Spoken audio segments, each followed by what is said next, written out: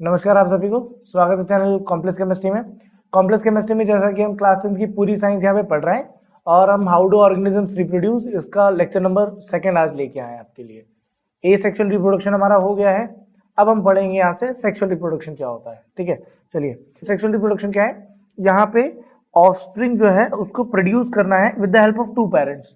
दो पेरेंट मिलते हैं, वो एक ऑफस्प्रिंग मतलब एक संतान को जन्म देते हैं, एक बच्चे को जन्म देते हैं with the help of sex sales. किसकी मदद से बेटा? सेक्स सेल्स की मदद से। सेक्स सेल्स दो प्रकार के होते हैं, एक मेल सेक्स सेल्स होता है और फीमेल सेक्स सेल्स होता है। तो इन्हीं सेक्स सेल्स को हम जर्म सेल्स भी कहते हैं, इन्हीं सेक्स सेल्स को हम गैमेट भी कहते हैं। सो अभी नाम पढ़ेंगे कि मेल सेक्स सेल का नाम क्या है, फीमेल सेक्स सेल का नाम क्या है, ये सब आएगा आगे। तो male parent sex male parent contain male sex cells और उसी को हम मेल गैमेट भी कहते हैं। और जो फीमेल होती है उसके गैमेट को फीमेल गैमेट कहा जाता है, फीमेल सेक्स सेल कहा जाता है। The production of new organism, किसी भी नए ऑर्गेनिज्म का रिप्रोडक्शन करना दो पेरेंट की मदद से bye there use of sex cells का यूज करके, उसको हम सेक्सुअल रिप्रोडक्शन कहते हैं। ए सेक्सुअल रिप्रोडक्शन में सिंगल पेरेंट रहता है, यहाँ पे दो पेरेंट है। ठीक है, ये बेसिक डिफरेंस है। वहां पे सेक्स सेल्स का यूज नहीं होता, यहाँ पे सेक्स सेल्स जर्म सेल्स जो कहना है वो कह लीजिए, यहाँ पे उनका यूज होता है। ठीक है, चलिए सो यहाँ पे गैमेट का यूज होगा। सो what is sexual reproduction? Sexual reproduction है क्या? देखिए हमारे पास सेक्स सेल्स होनी चाहिए सेक्सुअल रिप्रोडक्शन के लिए। एक प्रकार के स्पेशलाइज सेल होता है जो कि ऑर्गेनिज्म को सेक्सुअली रिप्रोड्यूस करने के लिए काम में आते हैं। ठीक है, अब मेल सेक्स सेल होते हैं और फीमेल सेक्स सेल होते हैं। ठीक है, दो प्रकार के होते हैं। कॉमनली इनको हम गैमेट कहते हैं, ये हमने लास्ट स्लाइड में भी देखा था। मेल गैमेट और फीमेल गैमेट, तो मेल के अंदर मेल गैमेट होता है, फीमेल के अंदर फीमेल गैमेट होता है। In sexual reproduction a male gamete fuse with a female gamete. एक मेल गैमेट और फीमेल गैमेट फ्यूज मतलब आपस में जुड़ जाते हैं। फ्यूज मतलब जुड़ना, फिजन मतलब टूटना, ये बेसिक वर्ड्स है। फिजन मतलब एक में से होके दो अलग हो जाना, दैट इज फिजन, या दो से ज्यादा हो जाना फिजन है। फ्यूजन मतलब जुड़ जाना। ठीक है, सो जब भी मेल गैमेट और फीमेल गैमेट फ्यूज होता है तो वो जायगोट बनाता है। अभी पढ़ेंगे जायगोट क्या है। ठीक है, तो जब भी आप याद रखिए कि मेल सेक्सुअल और फीमेल सेक्सुअल जब भी आपस में मिलता है तो वो जायगोट बनाता है। ठीक है, this zygote then grow and develop into a new organism. और ये जो जायगोट है ये बाद में चल के एक नया ऑर्गेनिज्म बनता है। कैसे बनता है पढ़ेंगे। इन्हीं सेक्स सेल को या गैमेट को हम जर्म सेल्स भी कहते हैं। Germ cell, sex cells, gamete सब एक ही चीज है। ठीक, चलिए आगे बढ़ते हैं। Sexual reproduction in flowering plants. Flowering plants के अंदर सेक्सुअल रिप्रोडक्शन कैसे होता है, या फ्लावरिंग प्लांट में सेक्सुअल रिप्रोडक्शन कैसे किया जाता है, या फ्लावर्स कैसे करते हैं। देखिए प्लांट्स के अंदर या फ्लावर्स के अंदर सेक्सुअल रिप्रोडक्शन के लिए मेल एंड फीमेल गैमेट्स बने हुए हैं, mail and female reproductive part बने हैं। उन mail and female reproductive parts के अंदर गैमेट्स हैं। उन गैमेट्स की मदद से, या वहां पे जो चीजें होती है उसको भी हम पढ़ेंगे, उनकी मदद से हम यहाँ पे ये परफॉर्म करते हैं। जो फ्लावर्स होते हैं वो इस चीज को परफॉर्म करते हैं।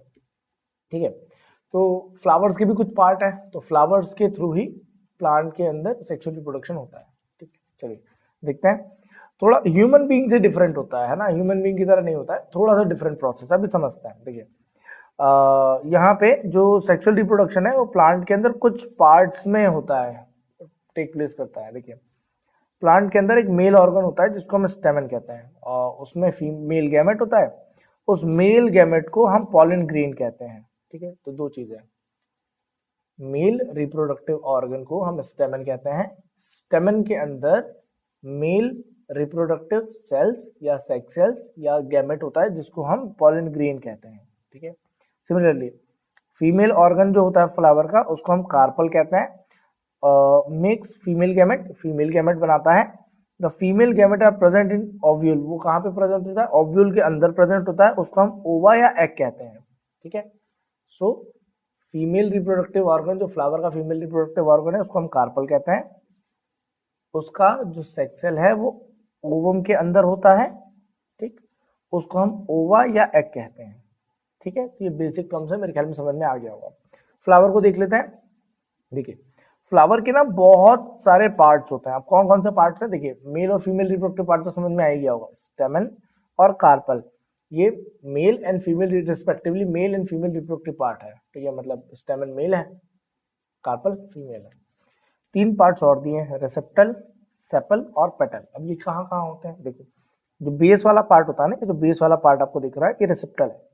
ठीक है, क्लियर हो गया? ये बेस है, फ्लावर का बेस है, इसी पे पूरा फ्लावर टिका हुआ होता है। अगल बगल ग्रीन कलर का जो ये पार्ट आपको ग्रीनी लीफ दिख रहा है, इसको हम सेपल कहते हैं। क्या कहते हैं इसको? हम सेपल कहते हैं। और इसका भी क्या काम है अभी देखते हैं ना। ये फ्लावर को वैसे प्रोटेक्ट करता है, जब वो बर्ड फॉर्म में रहता है उसको प्रोटेक्ट करने के काम, जब कली रहती है, कली खिलती है, तो स्टार्टिंग में जो सेपल होता है ना, ऐसा पूरा कवर करके रखता है उसको। जब वो खिलता है तो फ्लावर ऊपर, जो मेन पार्ट है फ्लावर का, ऊपर चला जाता है। खैर ये भी फ्लावर में आता है। जो ग्रीन लीफ रहती है सेपल की, वो नीचे रह जाती है ऐसा। ये हमारे पास ये जो कलरफुल पार्ट है ना, इसको पेटल कहते हैं। इसको क्या कहते हैं? पेटल कहते हैं। जब ढेर सारी पेटल आपस में मिलती है तो उसको हम कोरोला कहते हैं। तो पेटल्स है, एक को पेटल कहते हैं, जब कॉम्बिनेशन बन जाता है तो कोरोला कहते हैं। अब जो हमने मेन पढ़ा ना, ये स्टेमन और कार्पल, ये कहाँ पे है? देखिए, ये जो बीच वाला पार्ट है ना, ये फीमेल रिप्रोडक्टिव पार्ट है, जो ग्रीन कलर का ऐसे ना बड़ा सा बना हुआ है, ये फीमेल रिप्रोडक्टिव पार्ट है। ठीक है, ये वाला जो है ना, ये फीमेल रिप्रोडक्टिव पार्ट है, इसको हम कार्पल कहते हैं। इस पूरे को कार्पल कहते हैं। ठीक है, और जो ये अलग से लगे हुए हैं, ये देखिए जिसमें येलो हेड है और नीचे ग्रीन कलर का, ये देखिए मैं इसको हाईलाइट भी कर रहा हूँ, ये वाला पार्ट, और जिसमें ये येलो हेड है, ये येलो वाला पार्ट, और जिसमें ये हमारे पास ग्रीन कलर का ऐसे लगा हुआ है। ठीक है, सो इसको हम क्या कहते हैं? इसको हम मेल रिप्रोडक्टिव पार्ट कहते हैं। इसको हम क्या कहते हैं बेटा? Male reproductive part. देखो, जो मेल रिप्रोडक्टिव पार्ट है ना, वो कुछ ऐसा दिखता है। ये हमारे पास स्टार्टिंग में ऐसे थ्रेड लाइक स्ट्रक्चर होता है, उसके ऊपर ऐसे बल्ब जैसा बना हुआ होता है। अब इन दोनों को डिवाइड कर लेते हैं। इन टोटल ये स्टेमन कहलाता है। इन टोटल क्या कहलाता है? स्टेमन कहलाता है। स्टेमन कहलाता है। जो अबव पार्ट है, जो ऊपर वाला पार्ट है, इस ऊपर वाले पार्ट को एंथर कहते हैं। इस ऊपर वाले पार्ट को हम क्या कहते हैं? एंथर। नीचे वाले पार्ट को फिलामेंट कहते हैं। इस नीचे वाले पार्ट को हम फिलामेंट कहते हैं। एक सेकेंड, इस नीचे वाले पार्ट को हम फिलामेंट कहते हैं। सो अबव पार्ट जो है वो एंथर है, जो नीचे वाला पार्ट है वो फिलामेंट है। एंथर के अंदर ही पॉलन ग्रेन होता है। जो एंथर है ना, उसी के अंदर पॉलन ग्रेन रहता है। ठीक है, अब जो हमारे पास ये फीमेल रिप्रोडक्टिव पार्ट है, बीच में देखिए, जो हमारे पास यहाँ पे ये फीमेल रिप्रोडक्टिव पार्ट है, पहले मैं मिटा दूं इसको एक मिनट। ठीक है, ये जो फीमेल रिप्रोडक्टिव पार्ट है ना, ये वाला, इसके 3 पार्ट है। फीमेल रिप्रोडक्टिव के कितने पार्ट है? 3 पार्ट हमको दिए हुए हैं। ये पहला वाला होता है स्टिग्मा, ये भी फिर से पढ़ेंगे ना, मैं स्लाइड में पढ़ा दूंगा फिर से। फिर आता है स्टाइल, फिर ये बीच में आता है यहाँ पे ओव्यूल। ठीक है, इसके अंदर एग या ओवा बनता है। ठीक है, तो 3 पार्ट है हमारे पास, स्टिग्मा, स्टाइल, ओव्यूल या ओवरी। ठीक है, चलिए आगे बढ़ते हैं। रिसेप्टल क्या है? सबसे पहला पार्ट देखिए, रिसेप्टल फ्लावर का बेस होता है, उसी के ऊपर पूरा फ्लावर टिका हुआ होता है, पेटल्स उसी में लगे होते हैं। स्टेमन, ठीक है, जो कार्पल है वो पूरा का पूरा उसी के ऊपर होता है, तो वो बेस है फ्लावर का। सेपल्स क्या होता है? जो ग्रीन लीव्स होती हैं, जो स्टार्टिंग में पूरे फ्लावर को बचा के रखती है। ठीक है, बर्ड जब रहता है ना, वो जब बर्ड फॉर्म में होता है तब उसको बचा के रखती है, उसको हम क्या कहते हैं? सेपल कहते हैं। Sepal are taken together are called calyx, उसको हम कैलेक्सी कहते हैं। द फंक्शन ऑफ सेपल, जो फंक्शन है सेपल का, वो to protect the flower in initial stages. जब वो बढ़ रहता है, जब वो कली रहती है, कली को बचाने के लिए काम में आता है। When it is in the form of the bird, जब वो बर्ड के फॉर्म में होता है। बहुत आसान है, कुछ भी नहीं है। पेटल्स क्या होता है? देखिए, petals, the colourful part of the flower is called petals. सारे पेटल्स को जब हम मिलाते हैं टुगेदर इज कॉल्ड कोरोला, उसको हम क्या कहते हैं? कोरोला कहते हैं। The petals are usually scented, इनके अंदर महक होती है, खुशबू होती है, तभी जो इंसेक्ट्स होते हैं वो आते हैं और नेक्टर लेके चले जाते हैं। The function of the petals और corolla attract the insect for the pollination, भी पढ़ेंगे पॉलिनेशन क्या होता है। To protect the reproductive organs, जो रिप्रोडक्टिव ऑर्गन है उसको प्रोटेक्ट करने का काम पेटल्स का होता है या कोरोला का होता है। जो भी रिप्रोडक्टिव ऑर्गन है वो बीच में रहते हैं, अगल बगल से पेटल्स ऐसे उसको ढक के रखते हैं कि कोई इंसेक्ट आए तो उसको कुछ खराब ना कर पाए। Which are the centre of the flower, वो फ्लावर का सेंटर होता है। चलिए अब आते हैं मेन स्टेम पे। स्टेमन क्या होता है? स्टेमन एक मेल रिप्रोडक्टिव पार्ट है। ठीक है, स्टेमन जो है वो क्या है? मेल रिप्रोडक्टिव पार्ट, देखिए लिखा हुआ मेल रिप्रोडक्टिव ऑर्गन है। स्टेमन जो है वो पॉलन ग्रेन प्रोड्यूस करता है। क्या प्रोड्यूस करता है? पॉलन ग्रेन प्रोड्यूस करता है। ठीक है, पॉलन ग्रेन एक प्रकार का मेल गैमेट होता है फ्लावर का। स्टेमन के मेनली 2 पार्ट होते हैं। स्टेमन के कितने पार्ट होते हैं? 2 पार्ट होते हैं, फिलामेंट और एंथर। ये मैंने पहले आपको बता दिया। ठीक है, जो ऐसे डंडी जैसा रहता है उसको फिलामेंट कहते हैं, जो बिल्कुल लॉन्ग थिक रहता है, और जो ऊपर पार्ट रहता है उसको एंथर कहते हैं। ठीक है, एंथर के जो लिखा हुआ द स्टॉक ऑफ द स्टेमन, जो ऐसे लंबी डंडी सी होती है, उसको हम फिलामेंट कहते हैं। The Solan top of the स्टेमन is called anther, जो ऊपर सूजा हुआ पार्ट होता है उसको हम एंथर कहते हैं। Anther of स्टेमन which makes the pollen grain and store them, जो एंथर होता है वो पॉलन ग्रेन को बनाता है एंड स्टोर देम, और उसको स्टोर करता है। ठीक है, पॉलन ग्रेन क्या है? पॉलन ग्रेन एक येलो कलर का पाउडर लाइक स्ट्रक्चर होता है, सब्सटेंस होता है हमारे पास, जो मेल रिप्रोडक्टिव पार्ट में से निकलता है, उसको हम मेल गैमेट कहते हैं, ठीक है। Pollen grain contain male gamete, उसके बाद मेल गैमेट होता है, अभी मैंने बता दिया। It is clear from the discussion that the male gamete plant are made anther, ठीक है, वो दिया हुआ है, वही एक लिखा हुआ है बार बार। चलिए अब पॉलिनेशन क्या होता है, ठीक है, अब पॉलिनेशन समझ लेते हैं। देखिए बहुत हल्का सा प्रोसेस है, कुछ ज्यादा बड़ा प्रोसेस है नहीं, ठीक है। देखिए मैं आपको ना यहाँ इस फ्लावर के स्ट्रक्चर से ये चीज समझा देता हूँ। देखिए हमारे पास जो मेल रिप्रोडक्टिव पार्ट है उसके दो चीजें होती हैं। एक होता है एंथर, ये जो ऊपर वाला पार्ट है ये एंथर है, ठीक है, और एक ही नीचे वाला है फिलामेंट। मैं कलर बदल देता हूँ उसका। ये हमारे पास एंथर है, ये नीचे वाला जो पार्ट है ना इसको फिलामेंट कहते हैं, ठीक है। अब एंथर में से पॉलन ग्रेन निकलता है, एंथर में से पॉलन ग्रेन निकलता है, और पॉलन ग्रेन निकल के जो हमारा फीमेल रिप्रोडक्टिव पार्ट है, एंथर में से पॉलन ग्रेन निकलता है, और जो फीमेल रिप्रोडक्टिव पार्ट है मतलब कार्पल, कार्पल के कितने पार्ट होते हैं, stigma, style, ovary, stigma, style, ovary. ये जो हमारे पास ये जो कार्पल है, कार्पल के तीन पार्ट है। कितने कितने पार्ट है बेटा, तीन पार्ट है। कौन कौन सा पार्ट है वो मैं बता दे रहा हूँ। स्टिग्मा, अच्छा लिख दिया हुआ है यहाँ पे, बहुत अच्छी बात है। चलिए तो हमको लिखना नहीं पड़ेगा अब। तो हमारे पास कितने पार्ट है बेटा, तीन पार्ट है। देखिए स्टिग्मा है, फिर बीच वाला पार्ट ये वाला पार्ट ये स्टाइल है, स्टार्टिंग वाला पार्ट स्टिग्मा है, फिर स्टाइल है, और आखिरी में ये ओवरी है, ठीक है। स्टिग्मा, स्टाइल, ओवरी, ये तीन पार्ट्स हैं, ठीक है। सो पॉलिनेशन क्या है, पॉलिन ग्रेन का ट्रांसफर होना। पॉलिन ग्रेन का कहाँ से ट्रांसफर होना, स्टेमन में से ट्रांसफर होना स्टिग्मा तक, मतलब एंथर में से पॉलिन ग्रेन निकले और निकल के स्टिग्मा तक आके पहुंच जाए, that is called pollination. Definition भी पढ़ा दे रहा हूँ, अगर आपको देखना हो तो यहाँ से आप डेफिनेशन देख लीजिए। Male gamete to be able to combine with the female gamete, male gamete और फीमेल गैमेट आपस में कंबाइन हो सकते हैं, ठीक है। It is necessary that the first pollen grain from the anther of the stamen should be carried to the stigma, जो भी pollen grain है उसको स्टिग्मा तक हमें पहुंचाना है, ठीक है। चलो, the transfer of pollen grain from the anther to a stamen of the stigma carpel is called pollination। ये पहुंचाने की प्रोसेस है ना, मतलब जो ट्रांसफर ऑफ pollen grain है फ्रॉम एंथर, एंथर से मतलब मेल रिप्रोडक्टिव पार्ट का ऊपर वाला पार्ट उसमें से निकाल के उसको पहुंचाना है स्टिग्मा ऑफ द कार्पल, मतलब फीमेल रिप्रोडक्टिव पार्ट के स्टिग्मा तक पहुंचाना है, जो कि अपर मोस्ट पार्ट होता है, वहां तक पहुंचाना है। इस पूरी प्रोसेस को हम पॉलिनेशन कहते हैं, ठीक है। Pollination is said to be take place, pollen grain are carried from the anther to the stigma of the flower, जा सकता है। Pollination is done by the insect, ये किसके थ्रू होता है, इंसेक्ट के थ्रू होता है। लाइक बीज, मधुमक्खियां ये काम करती हैं, नेक्टर चुराने आती हैं, शहद बनाती हैं, तो उस प्रोसेस में इनसे हो जाता है। बटरफ्लाइज करती हैं, बर्ड्स कर सकते हैं, विंड मतलब मान लीजिए हवा चले, या जब भी हम पेड़ों को पानी दे रहे हैं पानी कहीं आ जाए, इन सभी प्रोसेसेस के दौरान ये जो है ना पॉलन ग्रेन ये उठता है एंथर में से और स्टिग्मा तक पहुंच जाता है कैसे भी, इतना सा काम इसको करना है। This process is called pollination. So what is pollination, समझ में आ गया होगा, एंथर से पॉलन ग्रेन का निकलना और स्टिग्मा तक पहुंच जाना, that is it, that is called pollination. आगे वो कहाँ जाएगा क्या करेगा वो बात की बात है, बात का प्रोसेस है, बात की बात है, ठीक है। सो समझ में आ गया पॉलिनेशन क्या है, आगे बढ़ता है। अच्छा, पॉलिनेशन कितने प्रकार का है, पॉलिनेशन दो प्रकार का है, that is self pollination and cross pollination, ठीक है।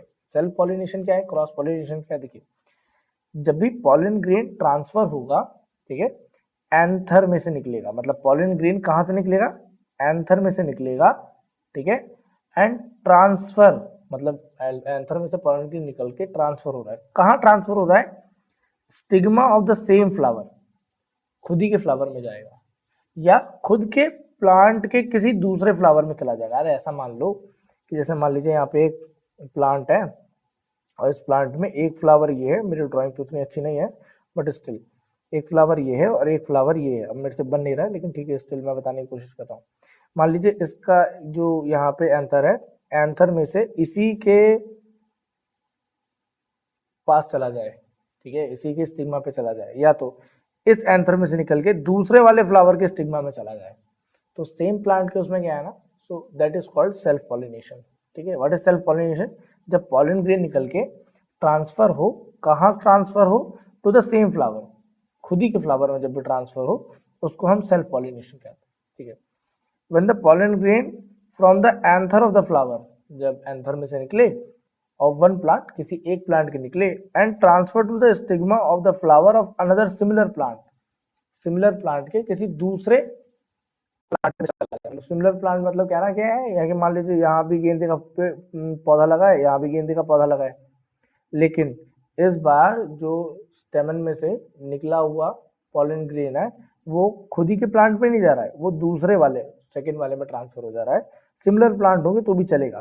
So that is called cross pollination. मतलब सेम स्पीशीज है, सिमिलर प्लांट है, कोई दिक्कत नहीं है, बट एक पेड़ से दूसरे पेड़ में ट्रांसफर हुआ है, that is called cross pollination. मेरे ख्याल में समझ में आ गया होगा सेल्फ पॉलिनेशन क्या है, क्रॉस पॉलिनेशन। ठीक है, चलिए आगे बढ़ते हैं। वर्ड दिया हुआ है फर्टिलाइजेशन। क्या होता है फर्टिलाइजेशन? देखिए, जो भी पॉलन ग्रेन है वो तो अभी कहाँ तक आया था, स्टिग्मा तक आया था। जैसे जो ऐसे ऐसे होता है ना कार्पल, देखो कार्पल कैसा होता है, कार्पल ऐसा होता है, मैं बना के बता दे रहा हूँ आपको। ठीक है, और ये हमारे पास मेल रिप्रोडक्टिव पार्ट ये है। यहाँ से पॉलन ग्रेन निकलता है, पॉलन ग्रेन निकल के यहाँ तक स्टिग्मा तक पहुँच जाए, ये स्टिग्मा तक पहुँच जाए। ठीक है, सो इसको हम पॉलिनेशन कहते हैं। ये पॉलन ग्रेन जो यहाँ आया है इसको हम यहाँ अंदर तक पहुंचाना जो हमारा काम है। ठीक है, सो अब देखिए यहाँ पे स्टिग्मा तक आया।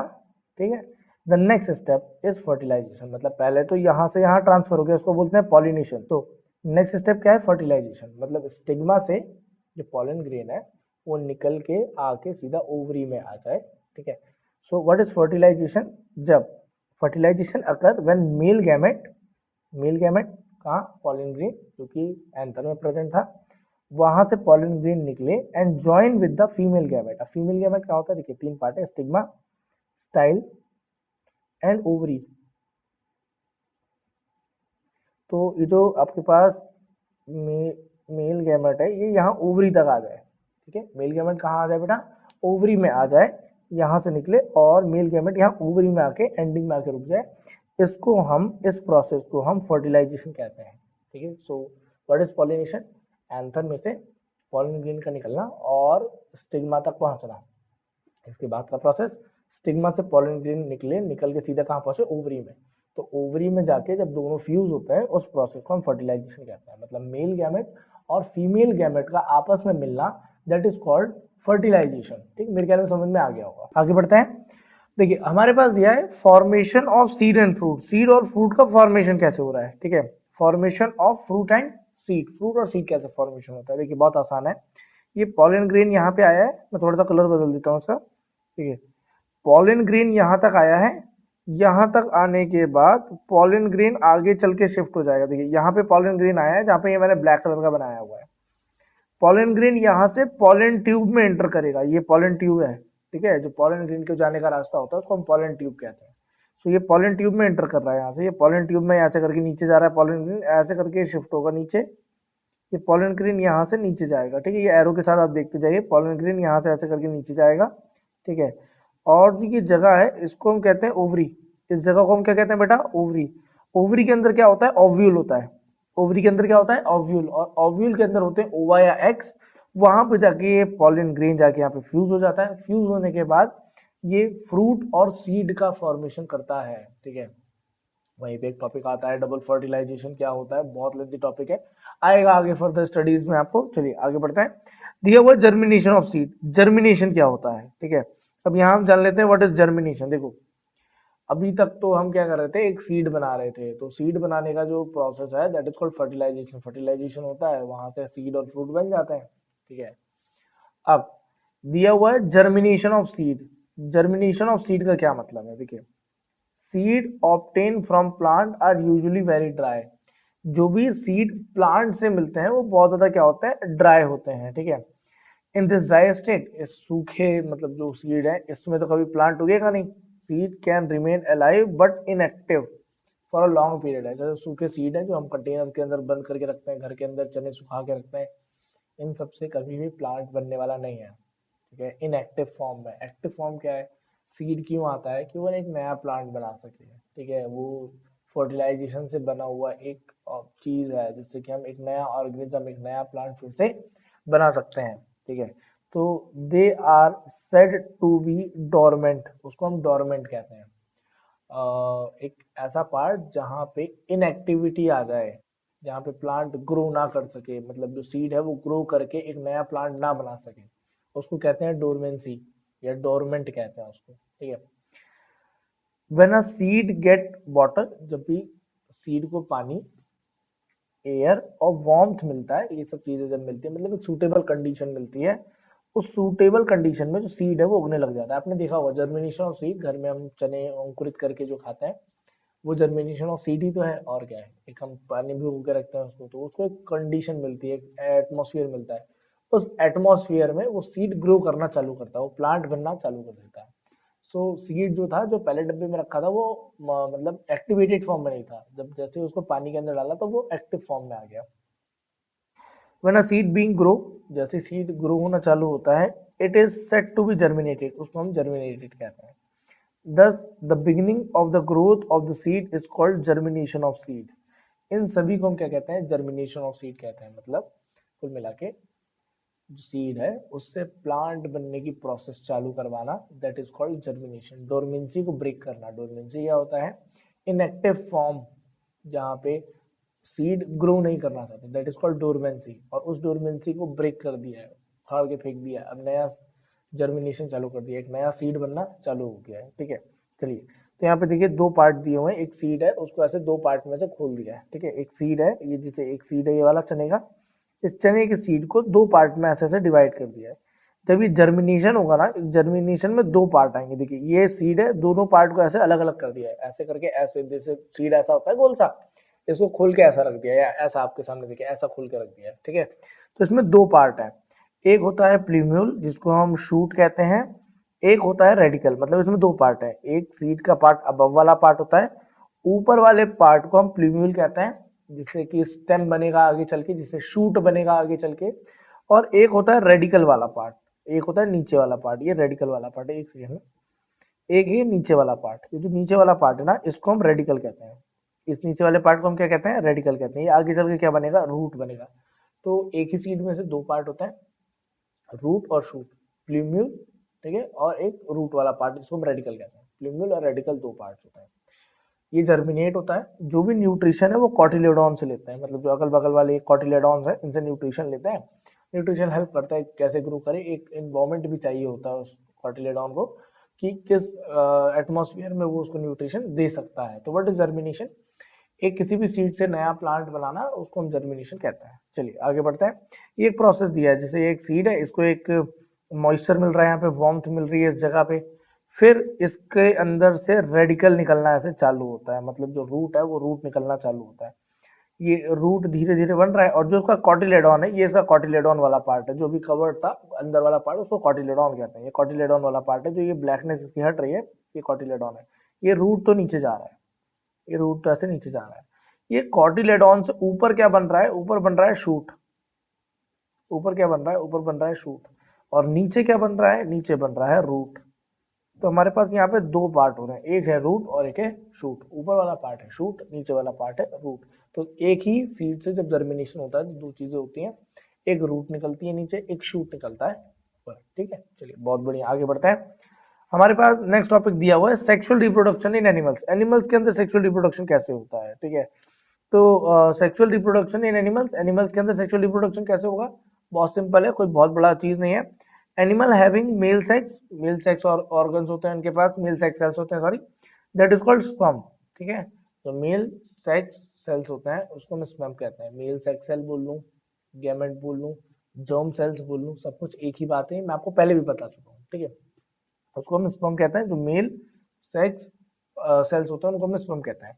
और जो फीमेल सेक्स सेल्स होते हैं, जो फीमेल सेक्स सेल्स होते हैं उसको हम ओवा कहते हैं, या उसको हम एग कहते हैं, ठीक है। वो फीमेल की बॉडी के अंदर होता है। चलिए, गैमेट्स क्या होते हैं, वही चीज है, सेम, कोई भी अंतर नहीं है। स्पर्म मेल गैमेट है, और फीमेल गैमेट को हम ओवम या एग कहते हैं, ठीक है। आगे बढ़ते हैं। नेक्स्ट टॉपिक दिया हुआ है फर्टिलाइजेशन। फर्टिलाइजेशन क्या है, देखिए, मेल सेक्स सेल और फीमेल सेक्स सेल का मिलना फर्टिलाइजेशन कहलाता है। अभी सेम चीजें हमने इससे पहले फ्लावर में भी पढ़ी थी। पॉलिनेशन मेल सेक्स सेल था, वो ओवा या एग में जाके मिल जाता था, ठीक है। पॉलिनेशन के बाद स्टिग्मा, स्टिग्मा के बाद जो पॉलिन ट्यूब था, पॉलिन ट्यूब से पॉलिन नीचे उतरता था और वो ओवा में जाके मिल जाता था, फ्यूज हो जाता था, उसको भी हम फर्टिलाइजेशन कहते हैं। यहाँ पे भी वो फर्टिलाइजेशन ही है। तो यहाँ पे फर्टिलाइजेशन क्या है, मेल सेक्स सेल क्या है, मेल सेक्स सेल को हम स्पर्म कहता है, और फीमेल सेक्स सेल को हम क्या कहते हैं, ओवा कहते हैं या एग कहते हैं। वो दोनों आपस में आके फ्यूज हो जाते हैं, उसको हम फर्टिलाइजेशन कहते हैं। बहुत आसान है। मेल गैमेट कंबाइन या फ्यूज हो जाता है फीमेल गैमेट के साथ, the fusion of male gamete with the female gamete और फॉर्म जाइगोट, वो जाइगोट बनाता है during sexual reproduction is called fertilisation.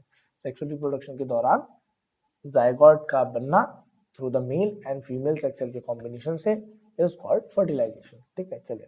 Fusion of sperm with ovum to form a zygote during a sexual reproduction is called fertilisation. इस process को fertilisation कहते हैं। वही line repeat हो गई है। देखिए, स्पर्म का सेल है, 9th क्लास में ये पढ़ा होगा, कुछ ऐसा दिखता है। ठीक है, हुआ है और पीछे इसका टेल है। ठीक है, इसको हेड कहते हैं, ये पीछे वाला पार्ट टेल है। ठीक है, सो ये मेल गैमेट है, ये बनाया हुआ है यहाँ पे। ठीक है, ये देख लीजिए, ये हमारे पास ये ओवा ऐसा सर्कल है, सर्कल के बीच में इसका ये न्यूक्लियस है। ठीक है, तो ये ओवा है, ये ओवम और स्पर्म। ठीक है, ये दोनों आपस में आगे देखो क्या हो रहा है, धीरे से ये फ्यूज हो जा रहा है। फ्यूज होता है तो जो इसका टेल है, वो टेल तो ऐसे बाहर रह जाता है। जो टेल वाला पार्ट है ना, एक सेकेंड, जो टेल वाला पार्ट है, वो टेल वाला पार्ट ऐसे बाहर रह जाता है, और जो हमारा जो हेड वाला पार्ट है स्पर्म का, वो जाके फ्यूज हो जाता है, वहां पे जाके एक सेल बनाता है, दैट इज कॉल्ड जाइगोट। तो स्पर्म और ओवम के मिलने से जाइगोट बनता है और उस प्रोसेस को हम फर्टिलाइजेशन कहते हैं। ठीक, चलिए ये बढ़ते हैं। फर्टिलाइजेशन कितने प्रकार के हैं? फर्टिलाइजेशन दो टाइप का होता है, एक होता है इंटरनल फर्टिलाइजेशन, एक होता है एक्सटर्नल फर्टिलाइजेशन। ठीक है, fertilisation which occurs inside the female body is called internal fertilisation. Humans के अंदर होता है, मैमल्स के अंदर होता है। इस फर्टिलाइजेशन को हम इंटरनल फर्टिलाइजेशन कहते हैं। मतलब जो स्पर्म का सेल है वो फीमेल बॉडी के अंदर जाता है और ओवा के साथ जाके फ्यूज हो जाता है, इसको हम इंटरनल फर्टिलाइजेशन कहते हैं। लेकिन जब भी सेक्स सेल्स को एब्जॉर्ब कर लिया जाए फीमेल बॉडी के द्वारा उसके स्किन पे, ठीक है, that is called external fertilisation. देख लेते हैं। The fertilization which occur outside the female body is called external fertilization. In external fertilization, the female animal eggs are fertilized by the sperm outside the body. Amphibians like frog and toada fishes ऐसा करती हैं। ठीक है, ये कुछ examples हैं। ठीक है, फ्रॉग, टोडा एंड फिशेस ऐसा करती हैं। बाकी जो मतलब ह्यूमन बीइंग है, बर्ड है, रेप्टाइल्स हैं, ये सब के सब इंटरनल फर्टिलाइजेशन करते हैं। मतलब जो मेल सेक्स सेल है, जो स्पर्म है, वो कुल मिला के फीमेल बॉडी के अंदर एंटर करेगा, एंटर करने के बाद वहां पे फिर फर्टिलाइजेशन होगा, उसको इंटरनल फर्टिलाइजेशन कहते हैं। बॉडी सरफेस पे अगर स्पर्म का चिपक जाना और जाके वहां पे फर्टिलाइजेशन होना, that is called external fertilisation. ये एक यहाँ पे फ्रॉग का एग्जांपल दिया हुआ है। ये जो सेक्स सेल है फ्रॉग का, ये बाहर है यहाँ पे, और वो फीमेल बॉडी पे है ना, जो फीमेल फ्रॉग है उसकी फीमेल जो बॉडी है, उस बॉडी पे जाके वो एब्जॉर्ब हो जाता है। वो जब एब्जॉर्ब होता है वहां पे फर्टिलाइजेशन टेक प्लेस करता है। ठीक है, चलिए आगे बढ़ता है। अब आगे दिया हुआ है, why the amount of DNA does not get double during the sexual reproduction। अच्छा, ये डीएनए नाम का एक चीज आ गया है। अब ये आया कहाँ से, डीएनए होता क्या है, मैंने आपको एक सेक्सुअल में भी नहीं बताया था ये। तो आज यहाँ पे हम सेक्सुअल ए सेक्सुअल का डीएनए वाला पार्ट देखेंगे कि ये जो प्रोसेस हो रही हैं इनमें डीएनए का क्या रोल है ना, कैसे डीएनए इनको हेल्प करता है ग्रोथ में। ठीक है, ये दोनों का देखेंगे हम, एंड दोनों में डिफरेंस क्या है और कौन सा रिप्रोडक्शन ज्यादा बेटर है, कौन सा ज्यादा हेल्पफुल है ऑर्गेनिज्म के लिए, वो भी यहाँ देखेंगे हम। ठीक है, सो पहले जान लेते हैं डीएनए क्या होता है। देखिए, डीएनए होता है deoxy ribonucleic acid, deoxy ribonucleic acid.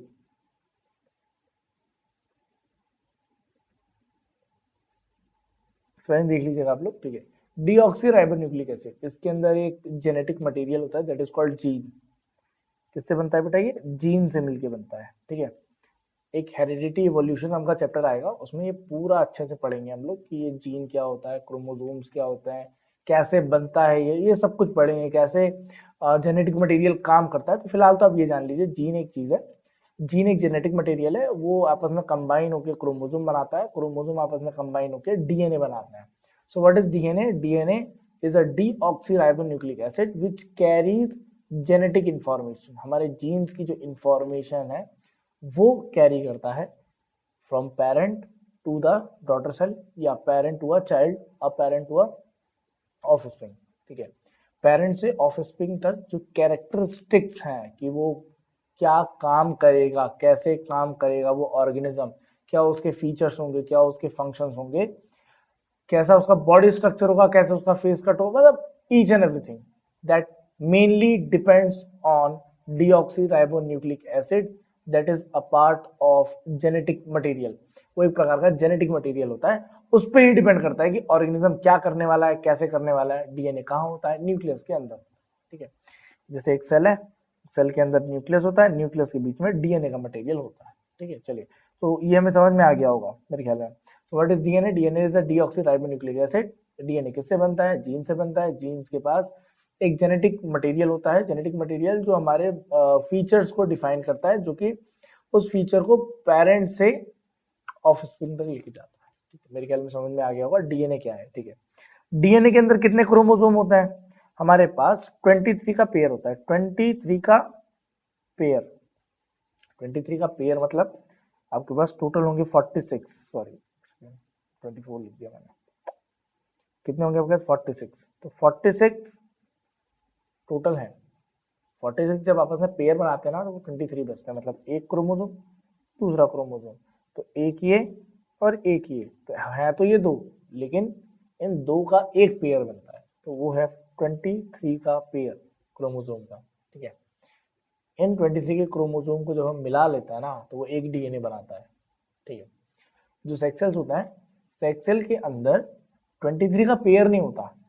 Sex cells के अंदर, सेक्स सेल्स के अंदर, ये मैं थोड़ा आपको पहले ही ब्रीफ कर दे रहा हूँ, सेक्स सेल के अंदर जो क्रोमोसोम है 23 का पेयर नहीं होता, सिर्फ 23 ही होते हैं। ओनली 23 आर प्रेजेंट, 23 का पेयर नहीं होता सेक्स सेल्स के अंदर। बाकी जितने सेल्स हैं, बाकी ईच एंड एवरी सेल जो दूसरे सेल्स हैं, उन सभी सेल्स के अंदर 23 का पेयर होता है। सेक्स सेल के अंदर मतलब स्पर्म और ओवम में 23 का पेयर नहीं होता, सिर्फ 23 होता है। क्लियर? ये थोड़ा सा डिफरेंस मेरे ख्याल में क्लियर हो गया होगा सबको। चलिए, अब थोड़ा सा देख लेते हैं कि हम क्या पढ़ने वाले हैं। तो यहाँ ना बहुत आराम से एक चीज लिख दी कि जैसे जो अमाउंट ऑफ डीएनए है वो डबल क्यों नहीं हो रहा सेक्सुअल रिप्रोडक्शन में। अब सेक्सुअल रिप्रोडक्शन क्या है? थोड़ा सा पीछे चलते हैं, थोड़ा सा पीछे, थोड़ा सा पीछे, तो ये यहाँ पे ओवम है। अब बाकी सेल्स की तरह ओवम के अंदर 23 का पेयर नहीं होता। ठीक है, स्पर्म का जो सेल है इसके अंदर भी 23 का पेयर नहीं होता। सो एक सेल के अंदर मतलब देखो, स्पर्म और ओवम मिलकर जायगोट बनाता है। ठीक, जो जायगोट है उसके पास 23 ओवम के, 23 स्पर्म के, दोनों के 23 मिलके 46, मतलब 23 का पेयर बनाएगा जायगोट। लेकिन जो हमारे पास सेक्स सेल्स हैं, सेपरेट सेक्स सेल्स, इनके पास सिर्फ 23 और 23 ही क्रोमोसोम्स होते हैं, 23 का पेयर नहीं होता है। ठीक, सो इसीलिए इसीलिए यहाँ जो ये क्वेश्चन लिखा है ना, एक सेकेंड, यहाँ जो क्वेश्चन लिख के दे दिया है, why the amount of DNA not gate double, sexual reproduction में डबल क्यों नहीं होता? क्यों? क्योंकि जो सेक्स सेल्स होते हैं उनके पास बाकी सेल्स की तरह, जो अदर सेल्स हैं, उन अदर सेल्स की तरह 23 का पेयर नहीं होता, सिर्फ 23 क्रोमोसोम होते हैं। जब दोनों फ्यूज होते हैं तो 23 मिलकर 46 का पेयर बनाते हैं, जिसके कारण अमाउंट डबल नहीं होता, मतलब इनके पास पहले से 46 नहीं होता है, तो 46 मिलकर जितना बनाना हो उतना नहीं बनाएंगे। एट के पास सिर्फ 23 होता है, वो आपस में फ्यूज होके वहां पे एट दैट टाइम ये 23 का पेयर मतलब 46 क्रोमोसोम से डीएनए बनाते हैं। मेरे ख्याल में समझ में आ गया होगा। जो गैमेट है स्पेशल सेल होता है, reproductive cell which contain only half amount of DNA, DNA आधा ही होता है, मतलब only half number of chromosome. Total कितने क्रोमोसोम होते हैं? 46। 23 का पेयर मतलब 46, 23 to the 46, as compare to the normal body cell, जो भी ऑर्गेनिज्म के बाकी बाकी अदर नॉर्मल बॉडी सेल्स होते हैं उनकी तरह नहीं होता। So when a male gamete combined with the female gamete during the sexual reproduction, then the new zygote cell form, एक नया zygote cell form हो रहा है, will have normal amount of DNA, इसके अंदर एक normal amount of DNA होता है, deoxyribonucleic acid होता है, और normal number of chromosome unit, normal number of chromosomes के अंदर होते हैं। मतलब मेल सेक्स सेल में, मतलब स्पर्म में 23 होता है, ओवम में 23 होता है, ये दोनों आपस में फ्यूज करके जायगोट बनाता है। जायगोट में 46 होता है, 46, ये इसी को हम कहते हैं 23 का पेयर होता है। किसमें होता है? ये जायगोट में होता है। ठीक है, इस जायगोट में थोड़ा राइटिंग खराब हो गई, तो ये जायगोट के अंदर होता है। ठीक, मेरे ख्याल में समझ में आ गया होगा। चलिए आगे बढ़ते हैं। How sexual reproduction in animals take place, animals के अंदर सेक्सुअल रिप्रोडक्शन कैसे होता है? तो ये बार बार वही रिपीट हो रहा है। Whole the process of the sexual reproduction in animal involve the formation of sperm, egg, sperm और एग का बनना, joining together of the sperm and egg, उनका मिलना, फॉर्म अ जायगोट, जायगोट का बनना, and then the growth, zygote है, zygote का growth होना। अब जायगोट कैसे ग्रो करता है, जायगोट से एम्ब्रियो कब बनता है, फीटस कब बनता है, ये पूरा देखेंगे, सब आएगा आगे। Development of the zygote to form a baby animal, जो जायगोट है उसका डेवलपमेंट होगा, ठीक है, और वो एक बेबी एनिमल बन जाएगा। चलिए आगे बढ़ते हैं। How do organism create exact copy of themselves in asexual reproduction? देखिए, एसेक्सुअल रिप्रोडक्शन में ये डीएनए वाला पार्ट नहीं पढ़ा था वहां पे, तो यहाँ पढ़ेंगे कैसे। देखिए फिर से समझा दे रहा हूँ, ये आपको मैंने सेक्सुअल रिप्रोडक्शन का डीएनए वाला पार्ट पढ़ा दिया कि सेक्सुअल रिप्रोडक्शन में डीएनए कैसे काम करता है। यहाँ हम पढ़ेंगे कि एसेक्सुअल रिप्रोडक्शन में डीएनए कैसे हेल्पफुल होता है। फिर दोनों का कंपैरिजन पढ़ेंगे कि सेक्सुअल अच्छा है कि एसेक्सुअल अच्छा है, कहाँ कौन लैग करता है, कहाँ कौन अच्छा है, ये पढ़ने वाला है। ठीक, मेरे ख्याल में समझ में आ गया होगा। सो न्यू ऑर्गेनिज्म, जो नए ऑर्गेनिज्म होते हैं, यहाँ मतलब एसेक्सुअल रिप्रोडक्शन, थोड़ा सा बैक जाइए। Single parent, no use of sex cells, sex cells का यूज नहीं है, गैमेट का यूज नहीं है, जर्म सेल का यूज नहीं है, तीनों एक ही चीज है, मैं आपको बहुत बार बता चुका हूँ। ठीक है, तो जो नया ऑर्गेनिज्म है वो सिंगल पेरेंट से बन रहा है, तो produce by only one parent. ठीक है, थ्रू एसेक्सुअल रिप्रोडक्शन। सो यहाँ पर which are generally identical to the parent, मतलब जो नया ऑर्गेनिज्म है ना, वो सेम एग्जैक्ट अपने पिता के जैसा है। मतलब कहने का ये है कि मान लेते हैं यहाँ पे बाइनरी फ्यूजन हो रहा है, मतलब अमीबा दो पार्ट में बट रहा है। सिर्फ अमीबा ऐसा नहीं बनता है, उसका शेप इरेगुलर होता है, एक सेकंड, उसका शेप इरेगुलर होता है। ठीक है, ये अमीबा है, अमीबा दो पार्ट में बट रहा है, यहाँ पे एक अमीबा ये और एक अमीबा का शेप ये बनेगा। ठीक है, दो अमीबा एक से बन गई है, बाइनरी फ्यूजन है। ठीक है, सो जो कैरेक्टरिस्टिक इसके होंगे सिमिलर नहीं, exact same to same features इस अमीबा के और इस अमीबा के भी होंगे, वहां पे कोई वेरिएशन नहीं होगा। Clear, done. चलिए, सो द कोलोन, मतलब इसको कोलोन कहते हैं, ये जो ये है ना इससे बना है, इसको कोलोन कहते हैं। ये लिखा हुआ क्लोन, क्लोन जो भी ये देख लीजिएगा। The clone process exact copy of DNA, मतलब जो डीएनए इसका है, जो डीएनए डीऑक्सी राइबोन्यूक्लिक एसिड इसका है, वही सेम डीएनए, आइडेंटिकल, बिल्कुल सेम डिट्टो सेम डीएनए इसका भी होगा। ठीक है, एक सेकंड, बिल्कुल सेम डीएनए इसका भी होगा of their parent, and hence show remarkable similarity to the parents. इसीलिए जो अमीबा पेरेंट की सिमिलैरिटी है, वही अमीबा सेल्स, डॉटर सेल्स की भी सिमिलैरिटी होगी। ये पेरेंट सेल है, ये डॉटर सेल है, ये डॉटर सेल है, इनके अंदर भी वही सिमिलैरिटी होगी to one another. Thus asexual reproduction produce genetically identical offspring called clone, इसको हम कोलोन कहते हैं। मतलब पेरेंट से जो डॉटर सेल निकल रहे हैं या जो नया ऑफस्प्रिंग आ रहा है पेरेंट से, वो एक दूसरे का कोलोन होता है। कोलोन मतलब क्या होता है, क्लोन या कोलोन आप देख लीजिएगा।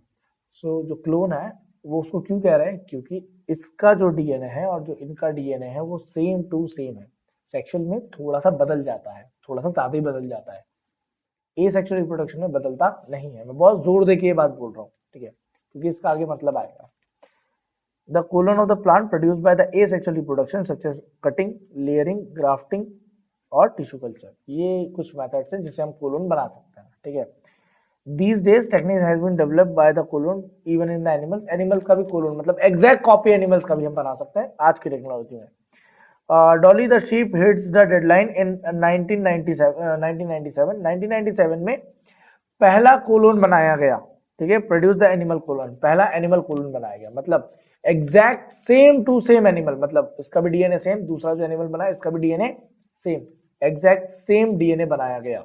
ठीक है, चलिए, the process of producing identical genetically identical new organism by asexual reproduction is called cloning। इस प्रोसेस को हम क्या कहते हैं, कोलोनिंग, मतलब exact same to same DNA बनाने की प्रोसेस को हम कोलोनिंग कहते हैं। ठीक है, द रेप्लिकेशन, अब इसका मतलब क्या है, बहुत इंपॉर्टेंट है, आप यहां समझिएगा। ठीक है, सेक्सुअल रिप्रोडक्शन में यहाँ पे 23 पेयर, यहाँ पे 23 पेयर क्रोमोसोम का वो आपस में जाके मिल जाता है, ठीक है। मतलब सेक्सुअल रिप्रोडक्शन में मैं यहाँ बना दे रहा हूँ, ठीक है। मान लीजिए ये है, यहाँ पे क्रोमोसोम जो है वो क्रोमोसोम के सिंगल सेल्स ऐसे हैं सिर्फ, ठीक है, ऐसे सिंगल सेल है। और यहाँ जो दूसरा सेल है इसके भी जो क्रोमोसोम है वो ऐसे हैं।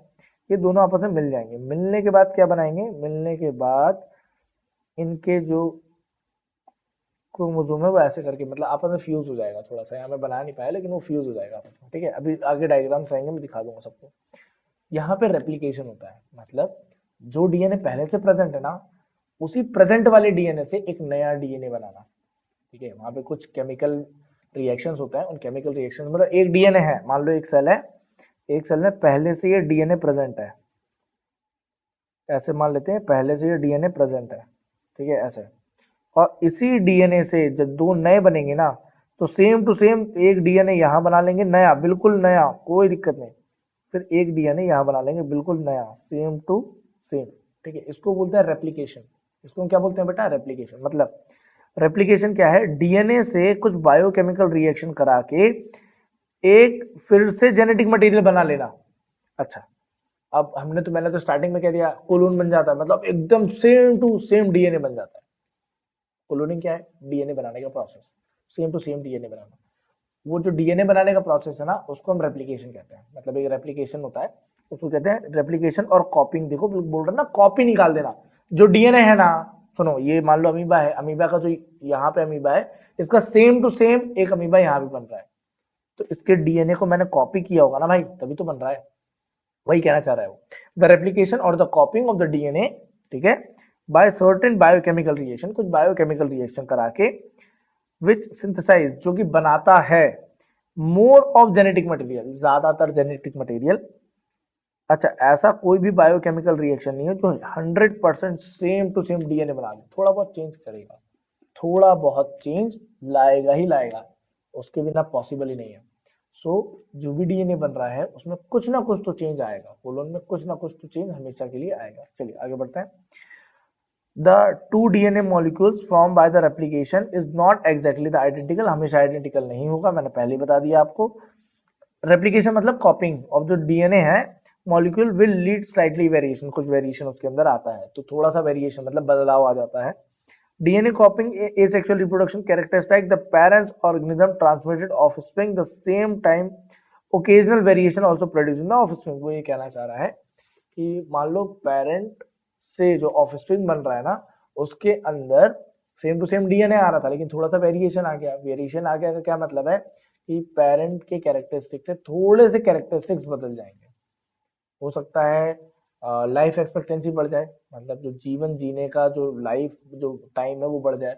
हो सकता है साइज बढ़ जाए, हो सकता है डीएनए ज्यादा पावरफुल हो जाए, कुछ भी हो सकता है वीक भी हो जाए। सो कोई भी चीज आ सकती है, उसको कहते हैं वेरिएशन, बदलाव। एक जनरेशन से दूसरी जनरेशन में क्या बदलाव आ रहा है, ठीक है। Variation in organism introduce during the reproduction is that help to species the organism to survive and flourish the adverse environment effect. जो वेरिएशन है ना, जो बदलाव आ रहा है ना हमारे डीएनए में, जो जीन्स में चेंज आ रहे हैं, ये हमारे लिए हेल्पफुल होते हैं। जो हर पीढ़ी में जो इन्वायरमेंट चेंज हो रहा है, जो नेचर चेंज हो रहा है हमारे अगल बगल, जो एडवर्स कंडीशन आ रही है, जो विपरीत परिस्थितियां आ रही है, उसमें सर्वाइव करने के लिए, ठीक है।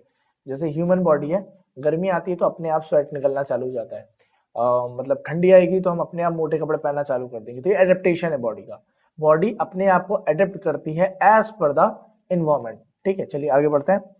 सो दिया है एडवांटेज ऑफ सेक्सुअल रिप्रोडक्शन, बहुत आराम से समझाता हूं मैं आपको क्या है सेक्सुअल रिप्रोडक्शन के एग्जाम एडवांटेजेस। मतलब ए सेक्सुअल थोड़ा सा कमजोर है, सेक्सुअल वाला थोड़ा सा पावरफुल है, तो हो गया। तो एडवांटेजेस क्या है सेक्सुअल रिप्रोडक्शन के, देखिए जो ए सेक्सुअल रिप्रोडक्शन है ना, उसमें जो ऑफस्प्रिंग है वो एकदम आइडेंटिकल ही पैदा हो जा रहा है, सेम टू सेम डिट्टो, जैसा पेरेंट था वैसा ही डॉटर सेल आ जाता है यहाँ पे। तो उसके लिए हम कुछ कर नहीं सकते।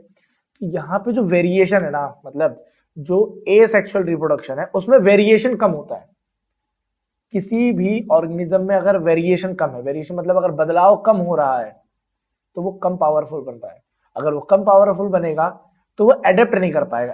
एडेप्टेशन क्या है, मतलब जो भी एडवर्स कंडीशन आती है, जो भी विपरीत परिस्थितियां आती हैं, उन विपरीत परिस्थितियों में जो ऑर्गेनिज्म है वो अपने आप को सर्वाइव करने को ढूंढता है, मतलब उसके सेल ज्यादा पावरफुल हो जाएंगे। तो मान लीजिए कोई एडवर्स कंडीशन आई तो उसके सेल पावरफुल है ना, तो वो उनसे लड़ सकते हैं कि भाई देखो तुम विपरीत परिस्थिति ला रहे हो, तुम हार्ड सिचुएशंस ला रहे हो, तो मैं इतना पावरफुल हूं कि मैं तुमसे लड़ सकता हूँ। तो ए सेक्सुअल रिप्रोडक्शन में वेरिएशन नहीं आता, बदलाव नहीं आता डीएनए में। डीएनए में जब तक बदलाव नहीं आएगा ना तो सेल्स स्ट्रांग नहीं होंगे। जब सेल स्ट्रांग नहीं होंगे तो अपने एडवर्स कंडीशन से, मुश्किल कंडीशन से लड़ नहीं पाएंगे, तो वो सेल मर जाएंगे। तो ए सेक्सुअल के जितने भी ऑर्गेनिज्म है वो जल्दी खत्म हो जाते हैं, ज्यादा दिन सर्वाइव नहीं कर पाते। सो वो एडेप्टेशन को अडॉप्ट नहीं करते। एडेप्टेशन मतलब बदलाव को अडॉप्ट नहीं करते क्योंकि वेरिएशन नहीं है। ए सेक्सुअल रिप्रोडक्शन में सिंपल सी कहानी है, ए सेक्सुअल रिप्रोडक्शन में वेरिएशन ज्यादा नहीं होता, वेरिएशन ज्यादा नहीं होगा तो एडॉप्टेशन भी ज्यादा नहीं होगा। Genetic variation is not possible A sexual reproduction, यहाँ पे नहीं है। This is a disadvantage of sexual reproduction, ये डिसएडवांटेज है सेक्सुअल रिप्रोडक्शन का, बिकॉज क्योंकि inhibit the further evolution of the organism, ये ऑर्गेनिज्म को जो फर्दर इवोल्यूशन है, जो ग्रोथ है, उसको रोक देता है।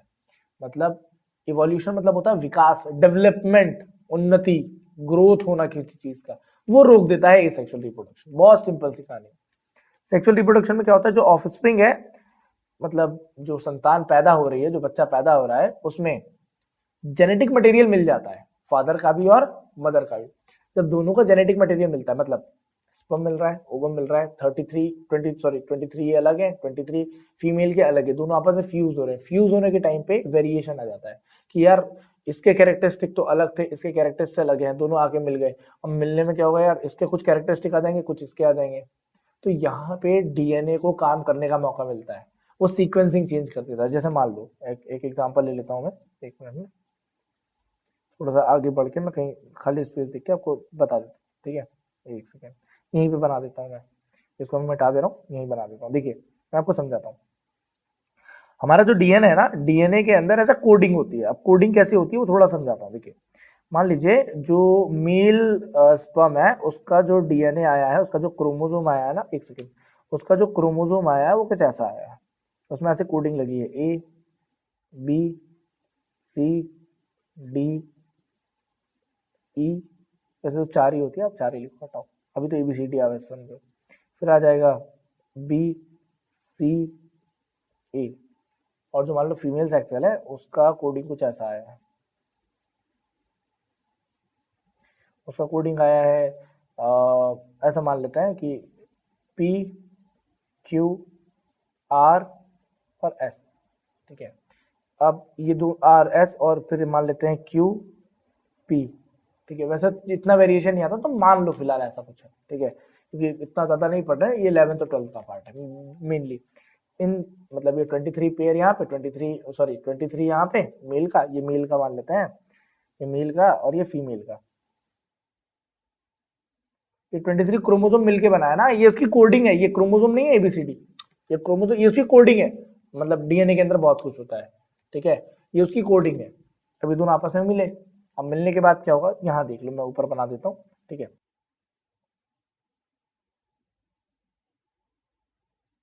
तो जैसे मान लो यहाँ का ए कोड था, यहाँ का पी कोड था, यहाँ का बी कोड था, यहाँ का क्यू कोड था, यहाँ का सी कोड था, और यहाँ से आर कोड आया और वो आपस में आके मिल गया। एट द एंड डी और एस कोड भी आके मिल गए।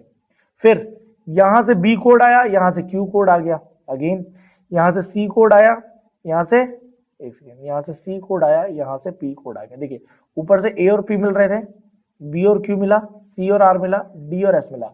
हर बार ऐसा नहीं होगा, देखिए यहाँ पे बदल गया, सी और पी आपस में मिल रहे हैं। यहाँ पे देखिए ऊपर क्या मिला था, सी और आर आपस में मिला था, तो थोड़ा सा वेरिएशन आ गया। वेरिएशन मतलब बदलाव आ गया। अब ये जो बदलाव है ना, ये हेल्प करेगा, ये जेनेटिक मटेरियल जो है उसको बदलाव करेगा, एक अलग कैरेक्टरिस्टिक देगा। हो सकता है जो पेरेंट्स हैं उनसे बच्चे का फेस कट ना मिले, क्योंकि यहाँ पे एक थोड़ा सा वेरिएशन है। हो सकता है नेचर अलग हो जाए, दोनों माता पिता बहुत गुस्से वाले, बच्चा गुस्सा वाला नहीं है, ऐसा हो सकता है, लेकिन आमतौर पर ऐसा होता नहीं है, बट होता है, कुछ कुछ कैरेक्टरिस्टिक बदल जाते हैं। क्यों? क्योंकि वहां पे वेरिएशन नाम की चीज है, ठीक है। चलिए अब आगे बढ़ते हैं, मेरे ख्याल में समझ में आ गया होगा जितना मैंने समझाया है। तो यहाँ पे मिक्सिंग ऑफ मदर और फादर जो है वो एक डिफरेंट डिफरेंट कॉम्बिनेशन दे देता है। जैसे ए बी सी डी था और यहाँ पे पी क्यू आर एस था, ए और पी मिल गया, ठीक है, बी और अलग चीज मिल गया, ऐसा करके मिल गए, तो वेरिएशन भी आया। ऊपर ए और पी मिला हुआ है, नीचे यार पी और सी मिल गया आपस में, तो वेरिएशन आ गया, बदलाव आ गया, बदलाव आया तो बस हो गया, इसी को तो वेरिएशन कहते हैं। यहीं पे एडोप्टेशन आता है। एडोप्टेशन मतलब as per the nature, as per the system या as per consequences, as per adverse effect अपने आप को बदलने की क्षमता आ गई। ठीक है। All the offspring have the genetic variation, एक जेनेटिक वेरिएशन इन सभी के अंदर आता है। In this way sexual reproduction lead the greater variety, इसीलिए सेक्सुअल रिप्रोडक्शन में वैरायटीज ज्यादा होती है। मतलब जो ऑर्गेनिज्म है उनके कोडिंग्स बदल जाते हैं, कोडिंग बदलने से वैरायटी बहुत ज्यादा आ जाती है उनके अंदर। इन pollution a species of the animal can adapt more quickly to change its surrounding, अपने सराउंडिंग के हिसाब से वो चेंज होते जाते हैं, इसी को एडेप्टेशन कहते हैं। इसी को हम एडेप्टेशन कहते हैं, मतलब बदलाव लाना खुद में as per the external environment. ठीक है, चलिए आगे बढ़ते हैं। कंक्लूजन क्या है, क्या समझा हमने इसमें से? हमने इसमें से ये समझा कि जो सेक्सुअल रिप्रोडक्शन है थोड़ा सा पावरफुल है। क्यों पावरफुल है? क्योंकि वो ऑफस्प्रिंग में जो डीएनए है उसमें वेरिएशन दे देता है, जेनेटिक वेरिएशन देता है बाय चेंजिंग द कोडिंग। ये मैंने समझा दिया आपको। Takes place important part in the origin of the new species, जिसके कारण नए स्पीसीज का जन्म होता है। मान लीजिए कुछ सालों में, कुछ मतलब 10 लाख साल 20 लाख साल में कुछ ऑर्गेनिज्म का परमानेंट डीएनए चेंज हो गया है, थोड़ा सा वेरिएशन आ ही गया है उनके अंदर। मतलब जैसे पैंथर, चीता, ये सब थोड़ा सा अलग हो जा रहा है ना, सो दैट कुछ तो वेरिएशन आया है, दैट्स व्हाई दोनों को अलग अलग कर दिया है। चलिए, different characteristic, these genetic variation lead the continuous evolution. ये कंटिन्यूअस इवोल्यूशन मतलब निरंतर विकास को जन्म देते हैं। मतलब ये रेगुलरली इस चीज को बढ़ाते हैं कि जो भी डीएनए है उसमें वेरिएशन आता रहे, जिसके कारण जो भी इवोल्यूशन है वो होता रहे। Very specific to form a better and still and better organism. All this is not about not possible in the asexual reproduction. ये सारी चीजें एसेक्सुअल रिप्रोडक्शन में पॉसिबल नहीं है। ठीक, थैंक यू सो मच हमारे साथ जुड़ने के लिए। यहाँ पर वीडियो लेक्चर हमारा खत्म होता है। देखिए 2 लेक्चर हमारे यहाँ पे खत्म हो गए, एसेक्सुअल पहले पार्ट में, सेक्सुअल दूसरे पार्ट में, और इसी में हमने सेक्सुअल एसेक्सुअल कैसे एक दूसरे से अलग है वो भी बता दिया। डीएनए वाला पार्ट भी हो गया टोटल। अब हमारे पास मेल एंड फीमेल मतलब ह्यूमंस के अंदर कैसे रिप्रोडक्शन होता है वो पार्ट बचा हुआ है, वो हम 3rd वीडियो लेक्चर में देखेंगे। सो ऐसे ही पढ़ते रहिए और हमारे चैनल के साथ ऐसे जुड़े रहिए।